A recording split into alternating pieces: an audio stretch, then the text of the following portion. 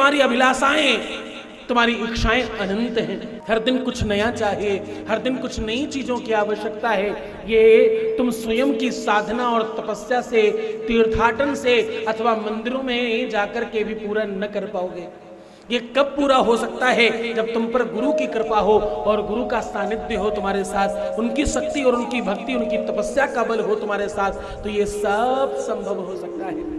ये सब हो सकता है, बस तुम्हारे अंदर थोड़ा दासत्व आ जाए, बस तुम्हारे अंदर थोड़ा समझदारी आ जाए, वो लंबी लंबी लिस्ट के बजाय तुम्हारे अंदर थोड़ी भक्ति आ जाए। मेरा ये भी ठीक हो जाए, मेरा वो भी ठीक हो जाए। इसके बजाय तुम ये क्यों नहीं कहते मेरा मन, मेरा बुद्धि, मेरा चित्त मेरे मालिक में, परमात्मा में लग जाए। क्योंकि जिसके साथ भगवान शिव होंगे उसके जीवन में संकट कैसे आएगा, उसके जीवन में तकलीफ कैसे आएगी, उसके जीवन में दुख कैसे आएगा, जरा सोचो ना। तो तुम्हारा मन तुम्हारे परमात्मा में लगना चाहिए, तुम्हारे इष्ट में लगना चाहिए, तुम्हारे गुरु भक्ति में लगना चाहिए। अगर मांगने की आवश्यकता पड़े तो यही मांगना। मैं एक बात कहूं, भक्ति और प्रेम ये दोनों एक ही नाम से जाने जाते हैं। गौर से सुनना, भक्ति और प्रेम एक ही नाम से जाने जाते हैं। दोनों को प्रेमा बोलते हैं, एक को प्रेम बोलते हैं, उसको प्रेमा बोलते हैं। और संस्कृत में उसके अमलया भक्ति कहते हैं। अमलया प्रेमा का दूसरा नाम है। हाँ, एक भक्त भी भगवान से प्रेम करता है और एक आशिक भी परमात्मा से प्रेम करता है। एक आशिक भी अपने आशिक से प्रेम करता है। एक अच्छी शायरी है जो तुम्हें सुननी चाहिए। बोले सखी पतंग जलता है लेकिन, क्या बोले सखी पतंग जलता है लेकिन संग संग दीपक जलता है, दोनों ओर प्रेम पलता है। ये जो प्रेम की भावना है ना, एक तरफ नहीं होती, बोथ साइड बराबर बराबर होती है। तुम जितना परमात्मा को मानते हो, परमात्मा भी उतना ही तुम्हें मानता है। अगर तुम छल कर रहे हो, प्रपंच कर रहे हो, चालाकी कर रहे हो और बुद्धिमानी दिखा रहे हो, तो परमात्मा भी वही कर रहा होगा तुम्हारे साथ। हाँ, तुम परमात्मा को पत्थर की मूर्ति मानते हो या इंसान मानकर बात करते हो, उस पर बहुत कुछ फर्क पड़ता है। मांगने वाले का मानस और मांगने वाले की वाणी में संयम और मांगने वाली की वाणी की शक्ति उसी हिसाब से घटती और बढ़ती है जैसा वो सामने वाले को मानता है। तुम क्या मानते हो उसे, इस पे बड़ा फर्क पड़ता है। जरा सोच कर बताना, विचार करके बताना, तुमने अपने मम्मी पापा से कुछ मांगते समय कितनी बार आरती जलाई है? आरती जलाकर, घंटी बजाकर कुछ मांगा हो? जय मम्मी देवी, 10 रुपए की जरूरत है, कृपया दे देना जरूर। हाँ, कितनी बार तुमने अपने पापा जी के मुंह में सोते हुए जाकर के लड्डू डाल दिया है मुंह के अंदर, पापा खुश हो जाओ, लड्डू खा लो, मेरा ये काम कर दो। हाँ, ऐसा नहीं हुआ हो। वो सारी की सारी भावनाएं भावनात्मक रूप से है और तुम उसको नियम बनाकर जाने क्या क्या करने शुरू कर रहे हो। मैं सत्य कह रहा हूं, पूजन को भक्ति से करो, पूजन को भाव के साथ करो, पूजन को अनन्यता के साथ करो, पूजन को प्रेम के साथ करो। भक्ति में थोड़ा प्रेम का दर्शन बढ़ाओ, भक्ति में थोड़ा प्रेम का रस भरो, देखो आनंद बढ़ जाएगा जीवन में। जिस भी वस्तु में रस नहीं होता वो मृत हो जाता है। क्या कह रहा हूं मैं कह रहा हूं जिस भी चीज में रस नहीं होता वो चीज निर्जीव हो जाती है, वो मर जाती है। पेड़ से रस निकाल दो, पेड़ सूख जाएगा और वो मर जाएगा। फलों से रस निकाल दो, उसका अस्तित्व समाप्त हो जाएगा। पृथ्वी से 17 प्रकार के जो रसायन है वो निकाल दो तो जो ये धरती है, ये जो भूमि है, ये जो मिट्टी है, ये पत्थर बन जाएगी। जब पत्थर के ऊपर जल डालो तो पत्थर को मानो अपना एहसास हो रहा होता है कि पूर्व में मेरे अंदर भी रस थे, इसलिए पत्थर चमक उठता है कभी पानी डालो तो उसके ऊपर। हाँ, उसे अपने रस का भान हो रहा होता है, एहसास हो रहा होता है। और एक बात बताऊं तुम्हें, तुम्हारे जीवन में भी रस का होना बड़ा जरूरी है। जिसके जीवन में पानी नहीं है, आंखों में पानी, दिमाग में संयम का पानी और क्रोध की अग्नि में संनियंत्रित होने का पानी जिसमें नहीं है, वो इंसान आगे नहीं बढ़ सकता। मैं तुम्हें वेदांत उड़ेल रहा हूं, तुम कितना समझ रहे हो ये तुम पर डिपेंड करता है।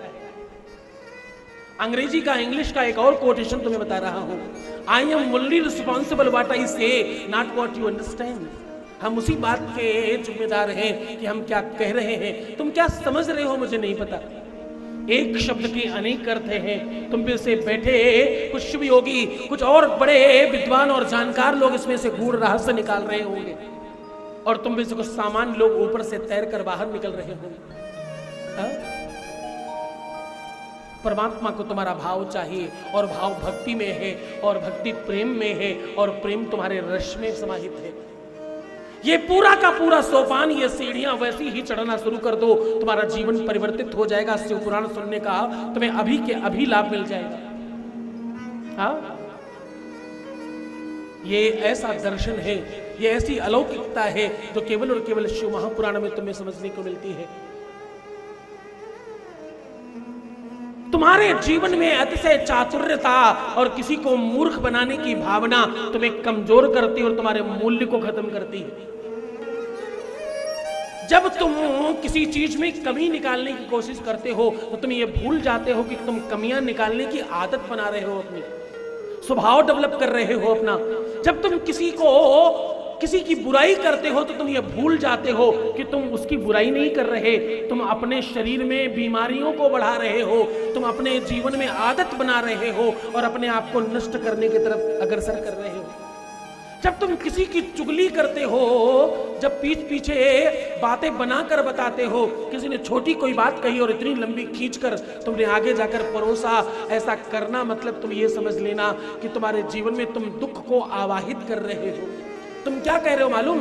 तुम कह रहे हो कि मुझे छोटी छोटी चीजें बड़ी करके दो, चाहे तकलीफ ही क्यों न हो, संकटों को बड़ा करके दो मेरे मालिक। तो परमात्मा तुम्हें खूब खींचकर पीछे से थपेड़ लगाता और कहता, जाओ तुम बड़ा संकट पाओ, तुमने मांगा है, मैं क्या करूं, मुझे देना पड़ेगा।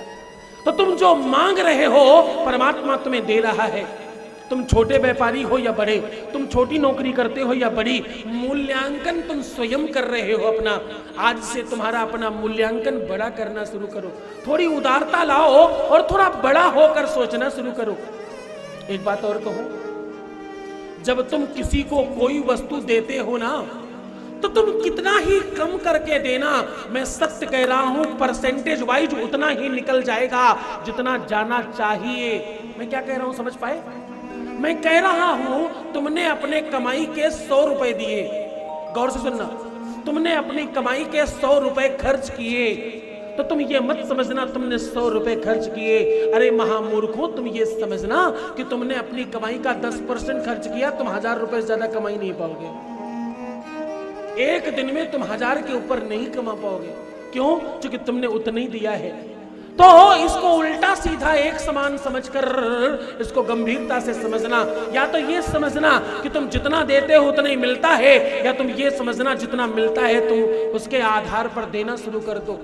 अपने हाथों को रोको मत, थोड़ा बढ़ा कर दो। तुम्हारे पास अगर 1000 रुपए की कमाई तुम 1000 देकर देखो, हो सकता है अगली बार 10,000 की व्यवस्था हो जाए परमात्मा की कृपा से। हाँ, तुम अपने हाथों को क्यों रोकते हो, अपनी प्रवृत्तियों को क्यों संकीर्ण करते हो, और इस प्रकृति को क्यों आदेश दे रहे हो कि तुम्हें गरीब रहने दिया जाए, तुम्हें सामान्य रहने दिया जाए और तुम्हें कमजोर रहने दिया जाए? क्यों हिसाब किताब बनाने बैठते हो धर्म में? धर्म में दोनों हाथों से लुटा कर देखो। मैं सत्य कह रहा हूं, जो भी ये कर बैठा उसको दुनिया पागल कहेगी, लेकिन वो पागल दुनिया का सबसे अच्छा इंसान होगा। पागल का उल्टा क्या होता है मालूम? पागल का उल्टा क्या होता है? लगपाव। लगपाव मतलब पैरों को छुओ। जो असली में पागल है, दुनिया उसके चरणों में जाती है, उसके पैर छूने लगती है, उसकी पूजा करने लगती है। मूल्य तुम्हारा तुम स्वयं बढ़ाते हो। तुम्हारे छोटे छोटे संकट, तुम्हारी छोटी छोटी मुसीबतें तुम्हें कमजोर क्यों कर देती हैं, और तुम क्यों रोने लग जाते हो? जरा बताना ना मुझे, तुम वहां किस बात के लिए रो रहे हो और तुम किस बात के लिए परेशान हो रहे हो? हाँ, तुमने सुना नामदेव जी को जमीन पर सोने का अवसर मिला तो रोए नहीं, मुस्कुराकर कहा, भगवान कितने धन्यवादी हो और कितना कृपा निधान हो, आज मुझे मेरी गवां की गोद में लेटने का अवसर प्रदान किया है तुमने। हाँ, भगवान राम को 14 वर्षों का वनवास हुआ, कोई बूढ़ा आदमी आया, उसने कहा दशरथ ने अच्छा काम नहीं किया। ये एक अच्छे और समझदार पुत्र को, एक जिसमें क्षमता थी, क्षमतावान पुरुष को अपने देश से बाहर निकाल देना, चाहे पुत्र ही क्यों ना हो, यह अच्छा नहीं है। तो भगवान राम ने उन्हें प्रणाम करते हुए कहा, बोले बाबा ये सत्य नहीं है। सत्य क्या है? बोले मुझे निकाला नहीं गया, मुझे कुछ वनवास नहीं भेजा गया, मुझे 14 वर्षों का कष्ट नहीं दिया गया, मुझे तो सुख दिया गया है। मुझे कहा गया है क्या? बोले पिता दीन मोहि कानन राज, पिता ने मुझे पूरे विश्व का राजा बनाकर भेजा है। क्या बनाया? पिता ने मुझे पूरे विश्व का राजा बनाया है। वो कहते हैं अयोध्या छोटी है, तुम पूरे विश्व के राजा बनकर वापस लौट कर आ जाओ। तुम्हारा भाव और तुम्हारा दर्शन गड़बड़ा जाता है।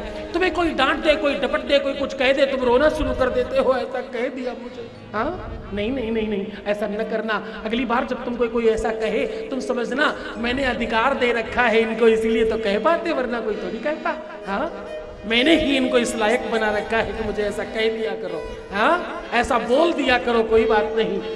ये भी तो आदर्श है, ये भी तो उदारता है हमारी। एक बात कहूं,